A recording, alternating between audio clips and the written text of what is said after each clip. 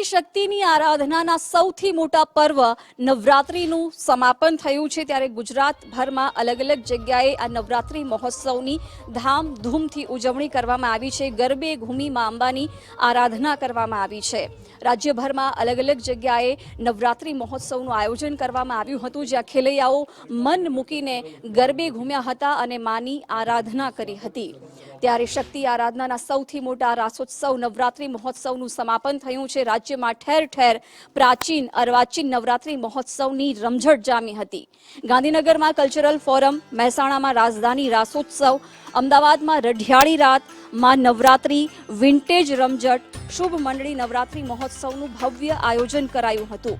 ત્યારે Gujarat first news channel દ્વારા નવરાત્રિ પર્વમાં પ્રથમવાર ખેલૈયા મહાસન્માન થકી પ્રોત્સાહન પૂરું પાડી આયોજકો અને ખેલૈયાઓને દિલથી આવકાર્યા હતા.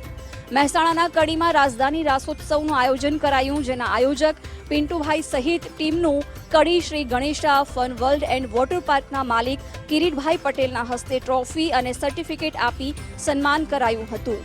ખેલૈયા મહાસન્માનમાં હિમાલયા આયુર્વેદ અને ચિકિત્સાલય એન્ડ મહાવિદ્યાલય વર્ડ્સમાંના ડોક્ટર ભરત રાવ, કડી આયલ ટૂર્સ એન્ડ ટ્રાવેલર્સના જીકનભાઈ ગઢવીનો સહયોગ મળ્યો હતો. નોરતાના આ દિવસોમાં લોકસંગીતના કલાકારો, લોક સાહિત્યકાર અને આયોજકો સહિત ખેલૈયાઓનું મહાસન્માન કરી ગુજરાત ફર્સ્ટ પ્રાચીન અર્વાચીન રાસ ગરબાની પરંપરામાં સેતુ બન્યું હતું.